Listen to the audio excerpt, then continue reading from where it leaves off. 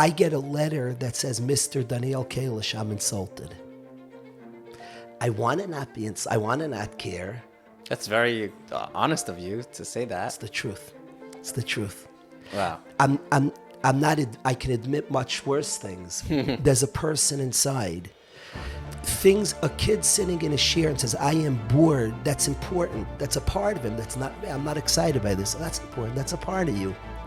There are things inside that we're taught almost to neglect that I don't believe we should. Their voices, their feelings that we could actually bring to the service of Hashem. Hey, Yaakov Shloima here, and welcome to my brand new show, Inspiration for the Nation. So maybe you heard me interview other people before, maybe you haven't, but regardless, the goal is going to be to give you great content, talking to some people that maybe never got a chance to sit down on a podcast and really say over their life, their hashkafas, their views, and I really hope that you'll enjoy this as much as I have been so far. And this week, the first episode, I got to sit down with Rabbi Daniel Kalish, someone who I've heard of my whole life, and I got to meet him in Eretz Yisrael, but I never really got to sit down and schmooze with him the way I did now and the way you just heard that clip. And I'd be lying if I didn't say it was fascinating. I kind of went in thinking like, okay, like I've heard so much about him. My expectations were really high, and he definitely exceeded my expectations. I really, really enjoyed this conversation.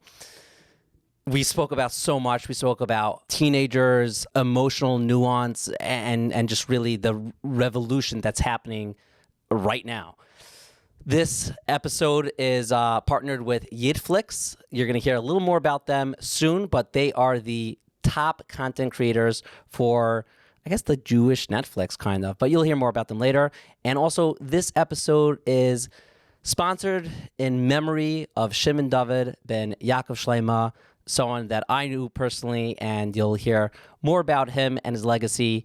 But until then, enjoy this very special episode.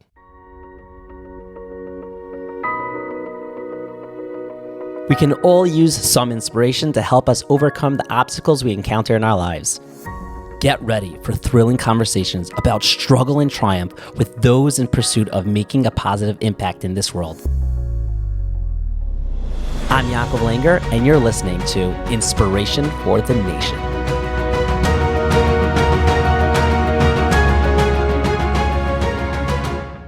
Okay, I am here with Rabbi Daniel Kalish. My first time are we in Waterbury? We are in Waterbury. We are in Waterbury, Connecticut. A lot more hilly than I anticipated. This isn't your first time here. Well, before you even got here, did you anticipate you'd be living in Waterbury, Connecticut? No. When my wife and I moved here, we came with 9 from families. Living in the community full-time was only one from YID, a very fascinating YID. He was a bacher, and at the time, he was the only, I believe, full-time. There was a family who was here part of the year, traveled, a doctor. There was a rabbi who was only here Shabbos. So the only full-time from YID was a bacher. He was a 93-year-old bacher. Oh, wow. And he was the guy. It totally shifted. In my head, I was like, okay, like thinking of a 25-year-old guy, and you're like, 93-year-old bacher. And we came with 9 families. So what was the reason for it? Meaning there was, I don't know, Lakewood and parts of the 5 towns? To start the yeshiva. That was the purpose and the goal, and the dream was to build the yeshiva and then a community that would surround the yeshiva. So there's thousands, Baruch Hashem, of yeshivas. What was your desire to open a place like Waterbury Yeshiva? To energize the bacher of today, to take the guys of today and the kid growing up today and reach him in a way, to reach him deeply that a guy can express, can connect to Yiddishkeit in a deep and meaningful way. Was there like pushback from anyone saying like, maybe they didn't know exactly what the yeshiva would look like, but they're like, nah, come on, like it's fine. We have enough yeshivas. We don't need something like that. So I'll tell you, before the high school, Kaufman, who started Waterbury, asked me to start this high school 13 years ago. And I shared with people this idea, and many people told me, it can't work, it won't work. So I definitely had such a response. But Baruch Hashem, we're having Siyata D'Shmaya.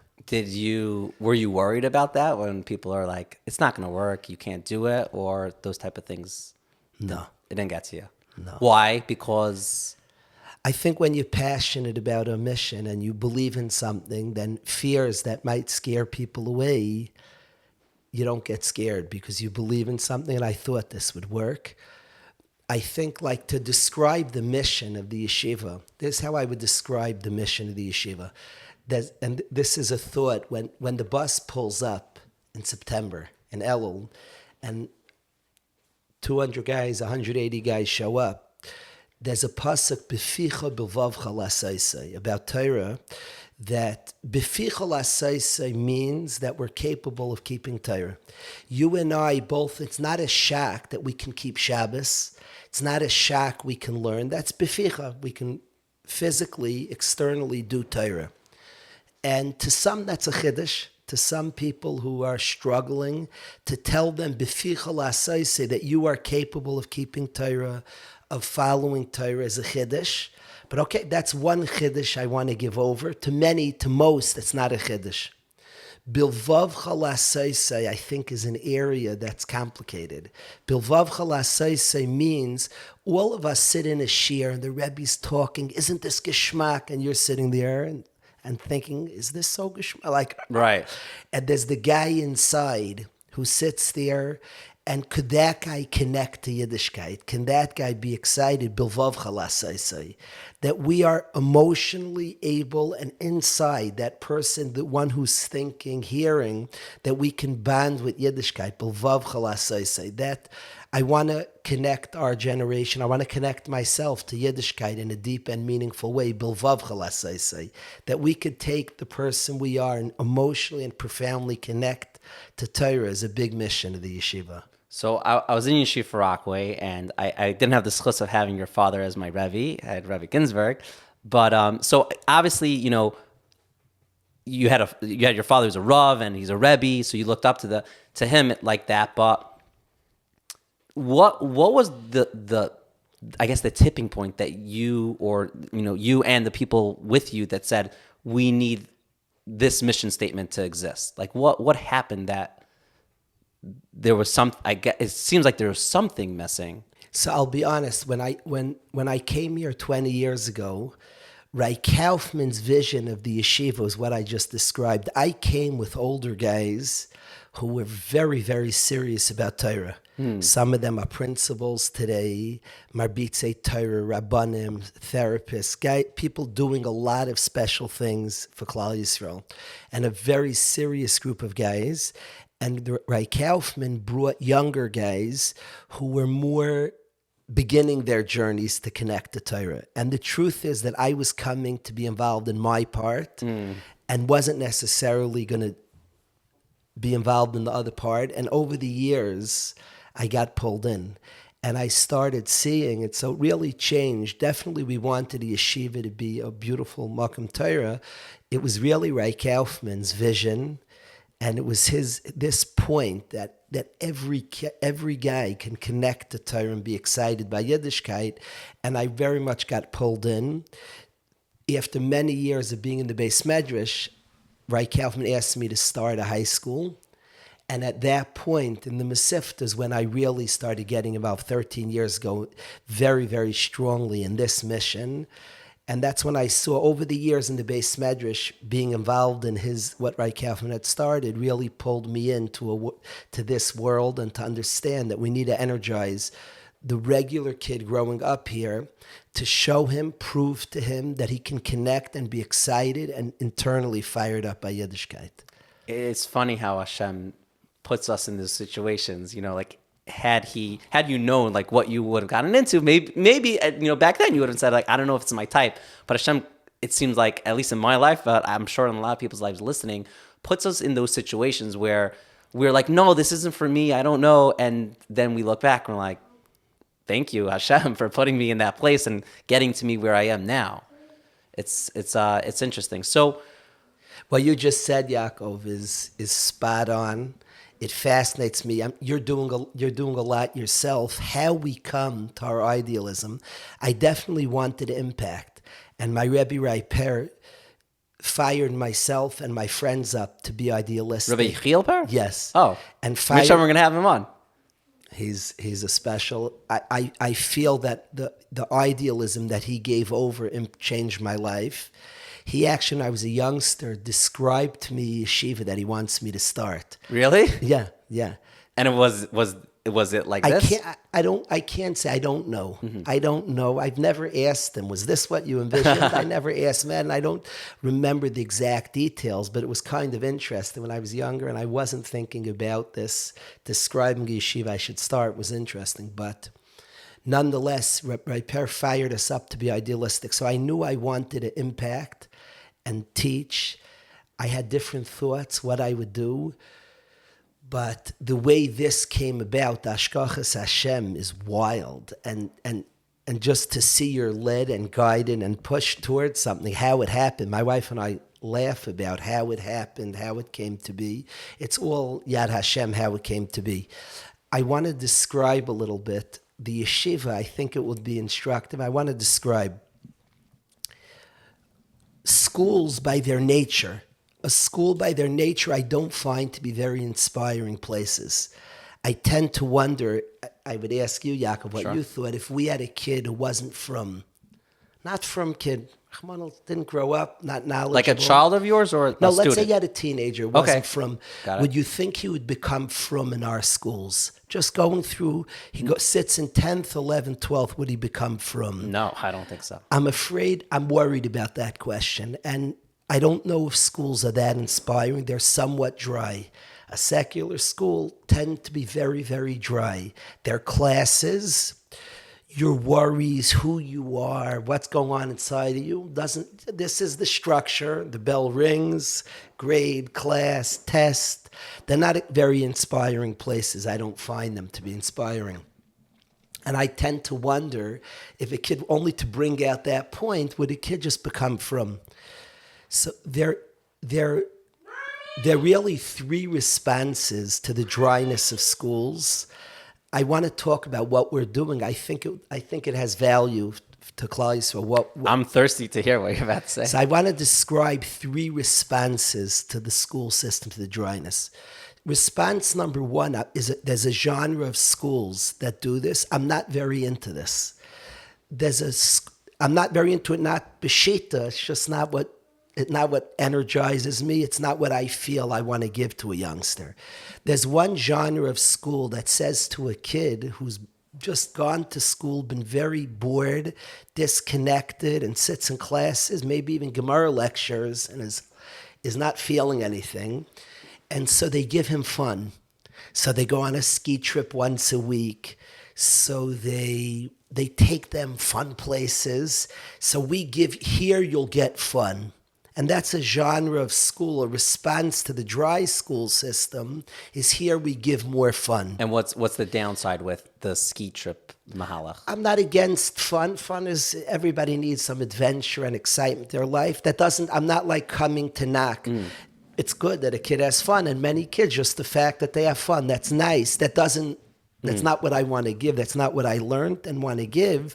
Though it's true, all of us, you need fun, I need fun, doing geschmacke things is Yishuv Hadas. There's a mila to relaxing and doing something fun. That's not what drives me, but that's a response to a dry school, is to make something with fun. That's one response. There's a second response that talks to me much more. It's very much part of Waterbury, but it doesn't capture its essence. The second response to the dry school system is that in schools, it favors very narrow type of talent is valued. It's a certain intellect, and even in intellectual prowess, it's very specific who thrives in school. Automatically, if your talent is celebrated and appreciated and successful, that pushes you. So the top kids in any school are going to be driven by being the top. It's rewarding. You get a lot of respect for it, and that can drive somebody. Even in the area of intellectual prowess is limited. It's you have a good memory if it's a test-based school. If it's a lumdish-based school, so it's a certain type of mind.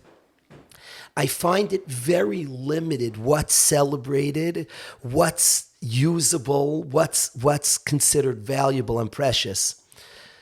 I think many great people, you're going around having an impact on Klal Yisrael, promoting, teaching, bringing out something, your very skill. I'm not convinced in schools and yeshivas we bring out, celebrate, develop people's talents in a wide range. And every person has massive amounts to offer. There's another genre of yeshivas which I consider ourselves part of as one part of the yeshiva. There's the third one. There's the second still. Oh, so you're still in the second. Yeah. Okay. And that genre has more areas you can star in. Mm-hmm. And it celebrates. If a guy's an artist in yeshiva, that's celebrated not as a side point. Not at night you could take an art class. I want a guy to draw up. I had guys who drew on pictures of every Musar Shir. I've had guys who drew on pictures of different, and the yeshiva celebrates his pictures. We study them. Is there ever like a talent that a guy maybe has that the yeshiva would say like, nah, that's not as important? Or is there talent in everything everyone does that could be channeled towards a good place? It's an honest question, and I only want to answer honestly that every talent's valuable. I don't say we've succeeded in tapping into every talent, in acknowledging, and it's endless. And we're commanded to serve Hashem b'chol ma'idecha, in every extra, all your money, but not just your money, every kol mido shemaydei l'cha, and every unique talent that you have to serve Hashem. So there's a genre of yeshivas that gives much more areas. The Torah talks to every part of a person. If somebody's a good speaker, that's crazy valuable. If somebody has charisma, if somebody has athletic ability, all of a sudden that gives them a platform to impact. So talk to it, celebrate it, not as a side point, as part of what we could teach as a tool, as a gift from Hashem that could be used.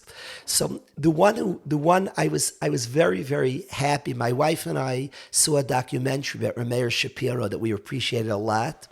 And we were excited that in Chachmei Lublin, he felt this point. Really? That there are more talents. If a guy had a good voice, he felt to bring it in. Just as good voice is an easy one. Right. A guy's a good writer. Somebody's different. Could you give me a challenging one that someone might, like I could anticipate? Okay, he's a good speaker to channel that. Like, what's an example of something that I wouldn't anticipate would be celebrated? But the artist is a good one because pictures, how much drawing. We've had guys in yeshiva who energize the entire yeshiva, literally. I'm thinking of one bacher from Pesach, a beautiful, sensitive person who's an artist. His art, energized the yeshiva. We were into it. We studied what he was drawing. He was talking to us and communicating things through art. So our artistic ability is one. There are guys who write raps who have really expressed things in the yeshiva, whether it's a poem, and guys have written like that, and we've been inspired by it. We've acknowledged it as something important. So those are two more. I admit there are many. The more sophisticated we can get in conversation with guys and study different talents and different abilities and show guys that the abilities we have are meant to serve Hashem and are important in the base medrash. My, old school way of, maybe growing up in a way where, I went to yeshiva that these type of things weren't celebrated would say, I could imagine someone saying like, okay, but these things are a waste of time. Like how do you respond to that? David HaMelech says, Ahal Hashem b'chayai, azam l'lekai ba'odi. And the Malbim explains, azam l'lekai ba'odi, the strongest expression of song to Hashem is ba'odi. Certainly means while I exist, but ba'odi means b'ma'od shali, my own uniqueness. It's impossible to me. Hashem gave people so many talents and capacities. I don't think they're nisyonos. I think they're tools to serve Hashem. And when we look, in this community, there are people, all different, unique people that bring there's the Baal Korah, there's the Baal Tefillah, there's the treasurer of the shul. In every yeshiva, by the way, there are people supporting the yeshiva that the yeshiva can't exist without. So those aren't people. It can't be. It's a b'diavad, something that you need l'chatchila. So we have to ask ourselves: are we cultivating? Are we encouraging? Are we bringing out? Are we firing up every unique person? To say it this way, Yaakov, you know the old water carrier who was like a malach, and I don't think we produce him anymore, because today, if the guy became a water carrier, he's a failed yeshiva guy. Right. Why can't but don't we need a water carrier? We all need water. Right. So if we know we need it, then it can't be b'diavad. So let's produce him. It's interesting because like you hear about people, let's say even before the war, and like you're saying, I don't know if they're a water carrier or whatever it is, they're like Pashut people, and you hear about, let's say if they went through the Holocaust, like the sacrifice that they had, and I would say I'm probably a lot more myself. I'm not even a learned guy, but I probably learned a lot more than that person. But the amount of amunah and betachon that they have, I don't know. I don't really see it as much as I would hope to. And I read about them, we hear about them, but I don't know what happened to them. What you just asked, Yaakov, exactly what you just asked, I want to tell you a story. We had a Shabbos in Eretz Yisrael. We had a Shabbos in Eretz Yisrael that was Zechus to make yearly. You said you were on one of them. Yes, I saw one of them, yeah. So we had the Shabbos yearly, and my son was coming on the Shabbos. Hundreds of people on the Shabbos. And an intelligent person asked my son, he said, I don't understand the Shabbos. He said, here you have guys that know Shas, Talmidei Chachamim, serious, Baruch Hashem. We have many, many Talmidei Chachamim, Kol Yom Golait, serious people coming from the yeshiva. So you have on the Shabbos people that are, and then you have guys struggling with all different areas of Yiddishkeit. Like, what does it mean? What pulls it all together? What's the uniform? What does the Shabbos mean? How can it be good for you, the Ben Torah, the Masmid, and the kids struggling, and you're together, you're sitting next to each other at the same Shabbos table and excited by it? That's what somebody asked my son. And my son, who gets it, Baruch Hashem, we come from a place where we try hard not to be external people and to celebrate MS authenticity. At that place, we all have a lot of parts, and we all have parts that are shows. Nothing wrong with that. We're trying chitzonius meres hapnimius, the outward pushes the inward. But we have a lot of, fluff and things we're trying to be, but not there. There's a place of sincerity where that's where you are. That's who you are. That's your Rahman Alibabai. At that place of authenticity, a guy described to me who's struggling with Yiddishkeit, who's had a very difficult journey, and he described to me he wants to do more, but he said, Rebbe, I want you to know that he described his Maida'ani in the morning. I promise, Yaakov, we're talking about authenticity for a week. In my mind, I was like intimidated by his Maida'ani. Just thinking about it, I was inspired. He said, I thank God in the morning, and I really mean it. And I say Maida'ani, and he wants to add to his frumkeit. But at the place of sincerity, we're not so different. And you could have a Shabbos together of range because we're celebrating authenticity. And that place, when a Yid is honest and prays, I'll watch a Bacher walk to the Beis Medrash, and I want him to come Shachris on time. Be'ez Hashem, he'll come to that. But he comes 6 o'clock in the afternoon, a summer afternoon, to put on his tefillin and to say Shema. And to watch that is wild. You're seeing a moment where a Yid with no agenda, yes, an agenda, serve Hashem, put on his phylacteries, say Shema Yisrael. So I think to celebrate a wider range, to notice different talents and abilities and bring them out in an authentic way is and it's a whole nother genre of a yeshiva. All of a sudden a guy, I'll give you you asked for examples. We'll be right back to my conversation with Rabbi Kalish. Actually, my favorite part is coming up. But first, let me tell you about our friends at YID Flicks. Yes, you may have heard of them. Maybe you didn't hear of them. YID Flicks is the leading content provider for children's content for the From Jewish Orthodox family. And more than that, they actually have a lot of great content.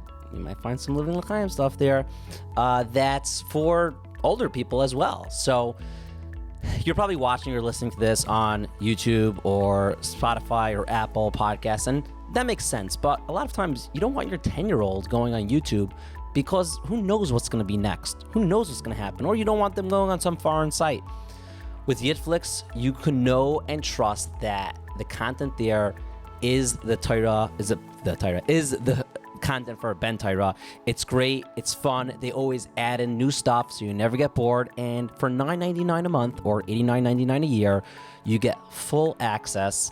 I definitely highly recommend you try it out. Personally, we use it in our house. Yes, that's true.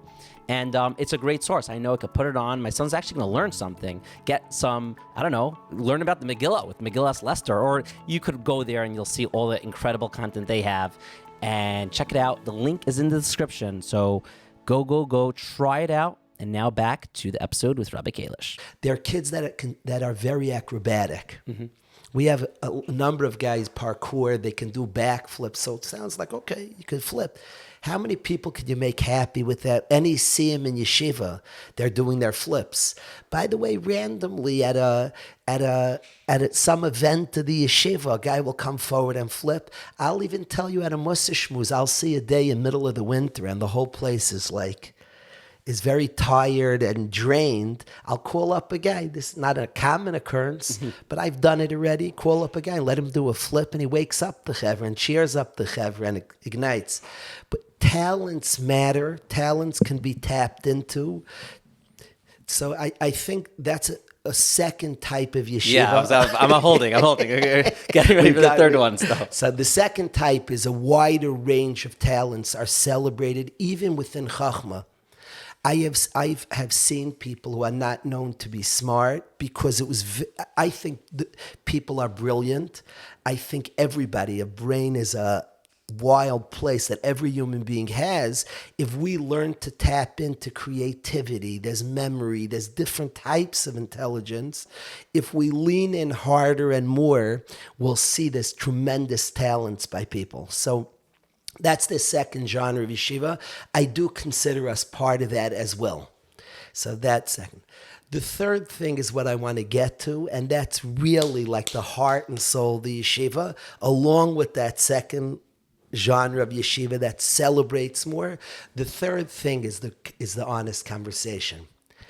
And I think schools, who you are, doesn't seem to matter so much, because there's a subjects and things we want to teach. But I think Torah learning has two parts. There's the Torah and there's you, and making a shidduch of both is Torah learning. You can know Torah. If you don't know yourself, you won't have das. Because das is, you'll have chachma, you can even have bina, but das is the marrying of Torah to yourself. You have to know you and know Torah. It matters who you are. It matters what you're feeling, what you're thinking, what's going on inside of you. And the honest conversation that's like huge. There has to be, with every single kid, a running dialogue. And so, with meaning, you're saying the yeshiva and the bacher, or the bacher and himself? So I think the yeshiva's responsibility is to have it with the bacher. I think that promotes self-dialogue, often by a bacher having the conversation brings out his own thoughts, and you help him develop them and get in touch with them. We all have a world inside. Would you say that's your trick? Because I don't know, it's like, I always think about, like, let's say this guy's really angry with life or upset or just not motivated, and you hear about them, they go to Waterbury and something shifts, and I'm always like, what is going on over here? What changed? Is it that authentic, ability to get to know them or help them get to know themselves? And then they could say, okay, who am I? What am I doing? What do I want to do? The honest conversation is huge. You and I have a world inside. And the honest conversation is huge.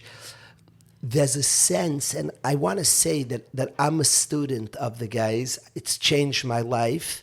I want to express what I've learned. Yeah, I want to express what I've learned. I think this is life-changing. I'm in the middle of learning it. I'm not great at it. We come from a world of soldier through, of do it, come on, like what's with you? Just do it. I know you're worried, but just do it. Why is that? Is that because like we're from a generation that like it's after the Holocaust, or was it always like that? I don't know the answer. It's funny. There are people that are historians and have, studied the societies, and that we have a lot of chachamim who write about these things.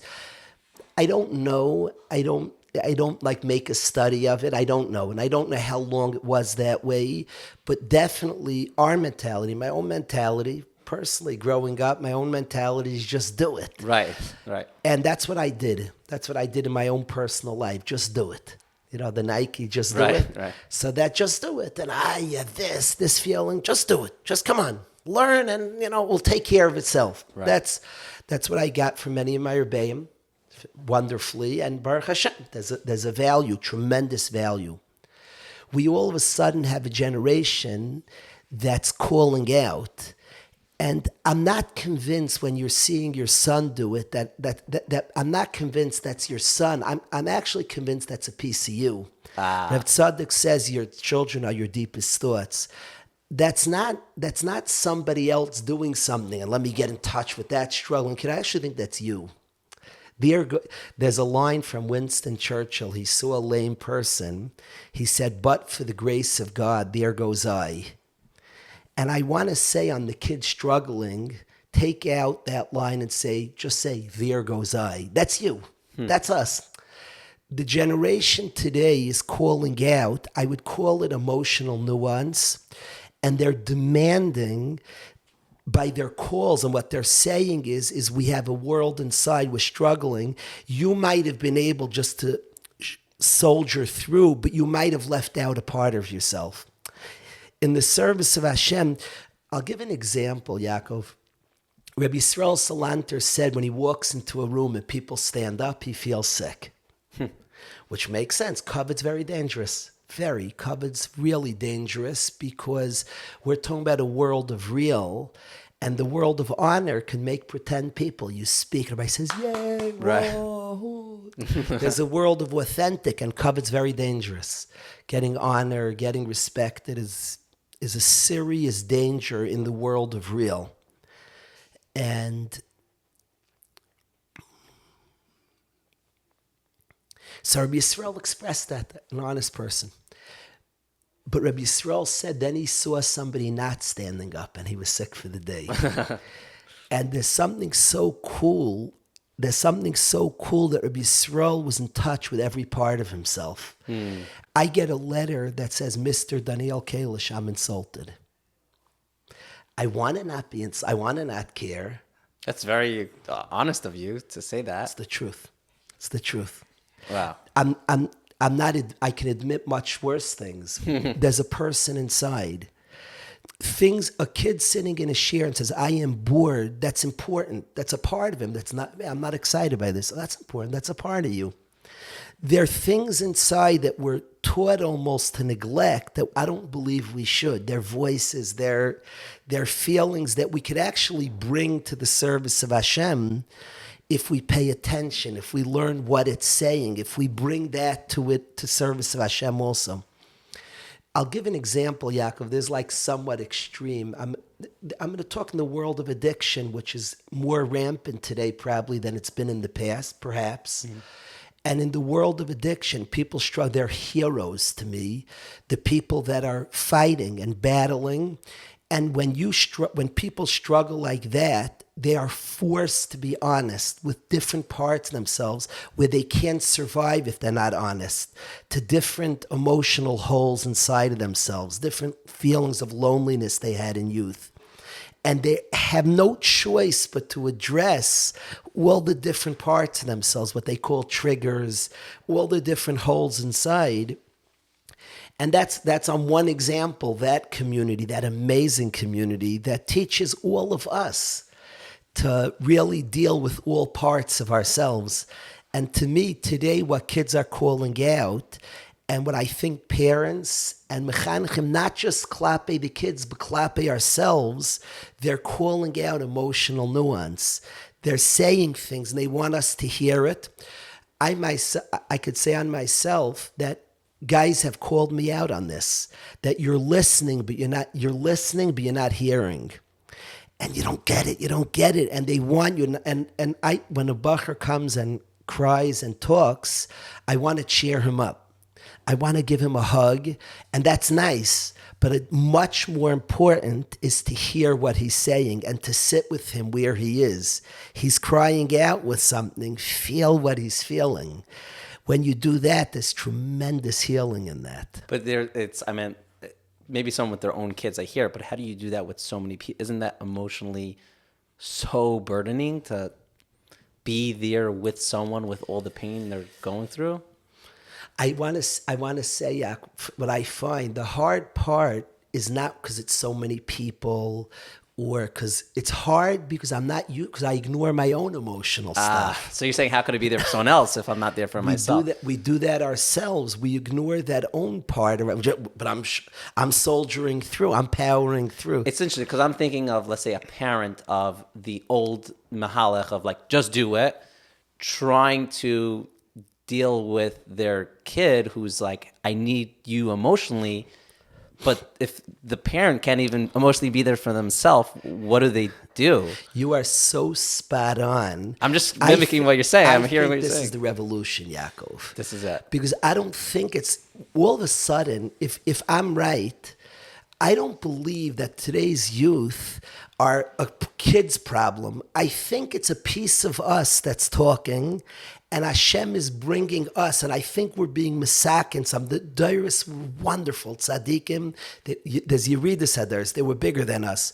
I think there's a tikkun today. I think we've left out a part of ourselves in soldiering through. We've left pieces and voices and parts. And the tikkun of today's generation is don't ignore parts of yourself. And there are ways of acknowledging if that part of yourself that is very upset to get Mr. Daniel Kalish, there are ways of talking to that. I like when it happens to me. When I get that letter, because I talk to myself about what's valuable in life, it's actually my Rebbe, those thoughts.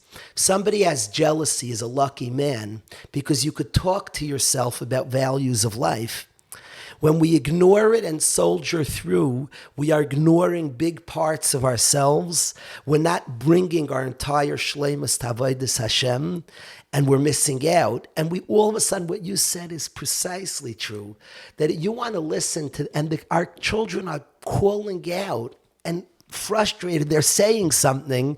We just say, come on, knock it off. Just get your act together. I know, and we almost feel like that's the right thing to do. I don't believe so. It's not working. So what do you do if, I like the idea you said someone's jealous, like they feel something, there's emotion there, but I've been in yeshiva with, and we all know people that just seem so unmotivated. Like I think it used to be maybe like, if a guy's going off the derech and drugs and girls and whatever, or girls doing it and vice versa, but a lot of today you see people that like go do something bad, and they're like, no, they don't want to do anything. Like, what is that? That apathy, when we ignore enough ourselves and what's happening inside, ultimately you have apathy. Kids have described to me, I don't feel anything. A loved one gets lost. People have described to me a grandfather passing on and feeling nothing. Why is that? That's crazy. People have described to me tragedy being numb. And you could say overexposure. You could give a lot of reasons. I think we're ignoring the person within. I find when you acknowledge the person within, the most apathetic kid who's sitting in a class and was like, and there isn't this geschmack, and somebody at the front of the class is jumping around, and he's just sitting there as I'm bored. When you engage him, who are you? What are you worried about? And you teach him and bring out, it matters what I'm thinking. Mm-hmm. Yeah. It matters how I perceive things. Yep. You all of a sudden produce people that are feeling. The Navi describes The Navi describes that Hashem, lost at the time of Mashiach, will take our leiv even and turn it into a leiv basar. We'll take a stone heart and turn it into a feeling heart. I think yeshivas have to produce a leiv basar. I think there are methods. The method is what I'm talking. I want all my kids to have a leiv basar. They feel, they experience, they connect to Chachmas HaTorah, to service of Hashem, to prayer, that is like, it's meaningful, it resonates. The world inside of you matters. That has to be the message. I think, like what you said before, we can't just do this to our kids. I'm telling you myself that I'm changing my life slowly because I ignored emotions and thoughts inside of me and details of myself. It's not just about emotion and chachma. I ignored chachma in my mind. I ignored many parts of myself in just pushing through and soldiering through. I ignored parts of myself. I've discovered, Yaakov, when a kid is sitting there, a guy is sitting there and describing emotional nuance, and I just want to cheer him up, give him a hug, and let's learn that, no, he's saying something, and sit with him there. And the only way you could do that is actually you sit with your own sugya, is that you're shaykh to this sugya. And I think there's tremendous tikkun here. We'll get parts of all our collective selves and bring it to the service of Hashem. We won't leave out parts of ourselves. That's what I'm seeing. For years, the Gemara says, "Mi talmida yosim mikulam," and I like truth. Could Rabbi translate it for those? From my students, it says, "Harbe lamadti m'Rabbi Gemara Makas." A lot I learned from my rebbeim. Mechaveira yosim, and from my friends even more. Mi talmidei, I learned the most from my students. Now, for years, I've heard rebbeim get up at a siyum and say, "Mi talmidei." I'm always like, you don't believe that. Like, knock it off. To say "Mi talmidei," my Rebbe's taught me everything. My father, my Rebbe, life-changing. So what do you really mean? Come on, you mean that? I'm sure he asked a nice kasha once. But in watching the process of youngsters, and specifically this nekuda of a younger generation that's saying emotional nuances and not accepting, no matter what anybody's shittas are, it's not working just to say power through, like you said, the apathy, and then the kid is not responding, and certainly the people struggling with addictions who have no choice, and teach us all to figure out the details of my inside. I think we're being led somewhere. Talmidei yosim mikulam applies to every parent in the world today, every mechanech in the world. And there's a generation that's not kids today. It's you and I. It's a piece of you and I. It's not kids today. It's you and I. Hey, maybe I left something out, and maybe I can figure that out and heal that and work with that and bring that to the service of Hashem. That's what I'm seeing a lot of today. I think we're pointed in that direction. So this was a long answer of the third part of the yeshiva of the conversation, but lean into what the conversation is, not just what we want to teach. Lean into what the youngster is saying, to what the other's saying, to the emotional point the other's making. Lean in strongly to that. So let's say a parent's listening to this and they're hearing it and they're like, okay, you know what? I never really thought of it in that way. And they want to go and do this, and they want to be there, and they want to listen. What other practical tips would you have for them? Or is that it? That's the whole sugya? So first of all, I would say do it in your own life. Because what you said before, if you don't do it for yourself, you won't be able to lean into that. Okay, so let's go over there. How does one do it in their own life? Not to be afraid of the feelings. I gave that example to Mr. Daniel Kalish. There are thousands of such examples. Not to be afraid of the different parts of ourselves, and to learn to acknowledge them and talk back to them. Kenna, you're jealous. We can all push away from it. You're upset at somebody. To learn to go on a walk with that thought. You're upset at your spouse. You could, it's saying something. Don't just ignore it. Don't work with yourself. There's two dinim. There's people have an issue, a husband and wife. So they could just wait till that struggle goes away. And eventually things leave, but there's something you didn't process. You were hurt by something. Now, it doesn't mean you have to have the conversation with your spouse, but with yourself.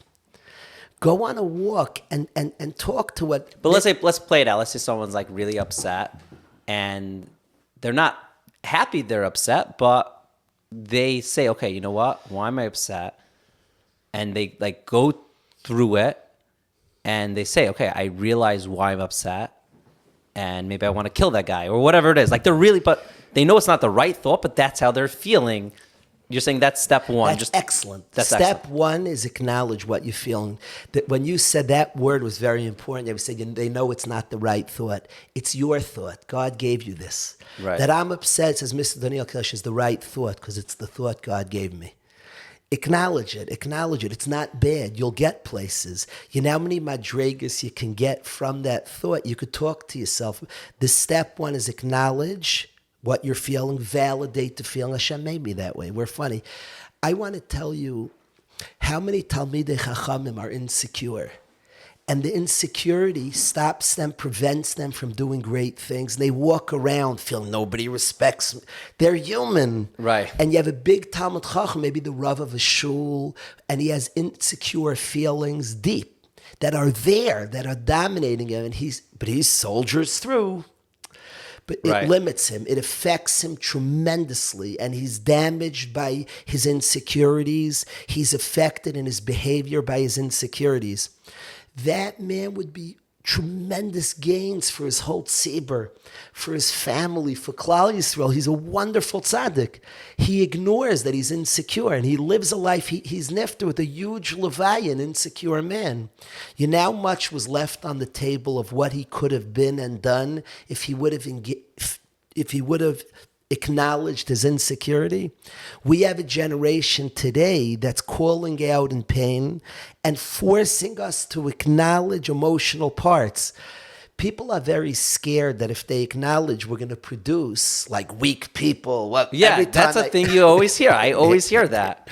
I don't think it's connected, and certainly nobody's saying, a kid has a feeling, so therefore it doesn't make people fall apart. There's an honesty we're being led to that we are human. We're very human, frail humans. Rabbi Yisrael said that he was hurt when somebody didn't stand up. Rabbi Yisrael. Right. And I'm sure late in his life he wasn't hurt. But Rabbi Yisrael, we're human. Hashem made us that way. We can get places. The insecure person could have real he does not have to stay insecure. And as an insecure person, you know how much damage he does to family members. And he can go on walks with himself and call out insecurities and acknowledge, not beat himself up. Mamish not. Hug yourself. I have an insecurity. He can acknowledge it. He can validate it, and then and only then talk back from to it. If you talk back from before you acknowledge and validate, then you hurt things. Right. If you got from too fast, it won't go into your elbow, your fingers, your whole body. By acknowledging what you're feeling, your insecurities. I'm feeling nobody respects me. That's a feeling. That's what you're feeling. That's a truth. It's not just meant to ignore.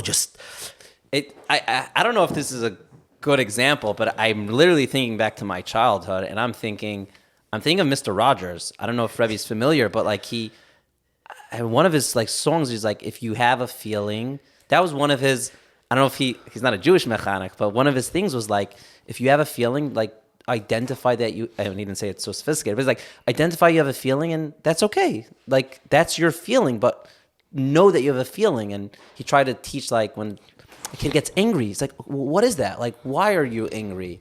I don't know. I'm just thinking of Mr. Rogers. There's Chachma by Goyim. There's no question. Chachma by Goyim Tamen. I think this is an elementary, what we call Das. Our first request in Shemana Esrei, Chaynein Hadas. Blessed are you, Hashem, our Shevach of Hashem. That is Chaynein Hadas. We ask, Chaneinu Me'et Chadeya. We ask for Deya from Hashem. And Das is when your knowledge becomes real with you. When you marry it, you miskasha, you mamish connect to it, you can't do that if you're not aware and if you ignore big parts of yourself. You can't do it. So this is now, to me, an elementary of Yiddishkeit. I'm sorry. So what if I want to work on myself? Would it make sense that I will have an easier time at succeeding for myself if I'm surrounded by the people also who are emotionally tapped into themselves? There's no question it helps. I find it catchy. Or it's like, no, because it's my avodah and that's their avodah. I only came to this from being involved with guys, from being involved with Baruch Hashem. I think over the last many years, I've spoken to more teens than most people. Right. And they brought me this place. They brought me here. They're saying something. And I know anybody could just say, today's generation. Okay. But the only problem is they're a piece of us. So it's us. Right. It's not them. It's us. It's us. It's us. That kid struggling is you, is me. And talking to guys, this is where they're bringing me. It's funny, Yaakov, that it's hard for me to tell somebody else where to be brought. I'll tell you a funny thing that happened to me. For years, I'm bothered by a kash on the Megillah. Mordechai says to Esther, Mi yoideyam le'es kazois higata lamalchus. Who knows? Maybe this is why you're in the king's palace. Who knows? Maybe you're the queen to help the Yidden. Now, teenagers today, you ever heard this line, Yaakov? If you say something obvious, you know how a teen responds? They say, you think? So whenever I saw this pasuk, mi yodeya, I'm thinking to myself, mi yodeya? Of course this is why. Like, mi yodeya, who knows? Do you ever doubt why Esther was in the king's palace? No, we know. It's what's mi yodeya? Who knows? Why do you say it that way? So I had a pshat I don't want to share right now. There's a singer, Melech Cohen. I'm not Zechi to know him. I don't know so much of his music. But somebody played me a song of his that I listened to over an hour on Purim 2. Wow. And it left the right. I kept listening over and over. And he said a pshat in Mi Yodeya that I like a lot. And he says, he has a song that he says in Yiddish, Hebrew, and English where he describes that who knows all the troubles we're going through, maybe that's why you're alive. Whatever you're going through, and he says, Mi Yodeya, who knows, in Le'es Kazais, that's why, whatever you're going through, maybe that's why you're here. That's how he understands these words. Now he says in Hebrew, Yiddish, and English that on your trouble, who knows, maybe that's why he said, on my troubles, I know, ani batuach, bivadai, fazicher, he says in Yiddish, Hebrew, and English, that on my troubles, I know I'm here for them. On yours, I have no right to say why you're here. So on mine, that's what he learns, the Mi Yodeya. I thought he said a beautiful pshat, Mi Yodeya. Esther, I can't tell you why you're there. That you have to figure out. I want you to know, on my troubles, I know that the reason why I'm here is to solve them. So I want to say, Yaakov, I can't tell people what to think from today's dar, but I can share. On you, I could say, on everybody else, I want to tell you for sure what it's taught me. For sure what it's taught me is to pay attention to more details of myself. And there's a word by Goyim, but it doesn't need Chachmas HaGoyim. This is our Torah, this is Das, and all across the Torah, being attuned to the Chayvus Halvavus, to the inner side of ourselves. Korach was destroyed, the whole Torah is full. Korach was destroyed for Kinna. Korach should have been the Rebbe of Klal Yisrael. His Kinna was wonderful. You know, the problem wasn't Korach's Kinna. His Kinna was given by God. You know, could we blame Korach that he was jealous? I guess not. It's not. God gave it. That's how he felt. I don't know if he could have chosen any. You know what we blame him for? For making a revolution and not calling out that it came from jealousy. Korach's jealousy should have been his Rebbe. Your best Rebbe in your life. I have a Rebbe jealousy. Rebbe insecurities, a Rebbe because you talk back to it. Right. Because you have a conversation. See, Rebbe, you acknowledge. You don't beat yourself up. If you acknowledge it in a way of cynicism, it's bad. Acknowledge and validate it. Validate, I'm jealous. Hashem made me this way. Then go on a long walk. Talk to yourself about what's... Ein adam negeh ma shemuchan l'chaver k'maleinima. Hashem has every different person. What you have doesn't take away from me. What I have doesn't take away from you. Talk, conversation, bring yourself. More than soldiering through, this brings your entirety to Avodas Hashem. You become a shalom. You become whole. All the parts of yourself. Today's generation, they're making us whole. They're not crazy. They're just pointing to us to emotional nuance and won't be silenced until we acknowledge it. Wow. For me, when you said it, I'm like, okay, this is very big, and I've heard it, but maybe not in this way, that we're here for the challenges we're going for. Because the natural human instinct is like going through life and like, I'm having this hardship, and like, now things stink, everything stinks, because it shouldn't be going that way, but to think of it like, no, this is why I'm put on this earth, to deal with this, to get past this, to handle it, to work with it. It kind of redefines the challenge, I guess. Yeah. I think I like the words I like telling myself. Hashem's working with me. He's working with me. He's working me out. I watch Bachram work out and have different exercises. They want to exercise this muscle, the leg muscles, the stomach muscles, the shoulders. They have different. Hashem's working with us. So our challenges that we face, He's working with us. And I think specifically to this point, when one has a difficult child, a complicated, Hashem's working with you. He's sending you somewhere. Now, I can't tell you where He's taking you. Mi idea. Who knows? You have to figure it out. But I could tell you where I've been brought. And I want to say, in talking to the teen of today, there's a place of honesty that it's like brought out.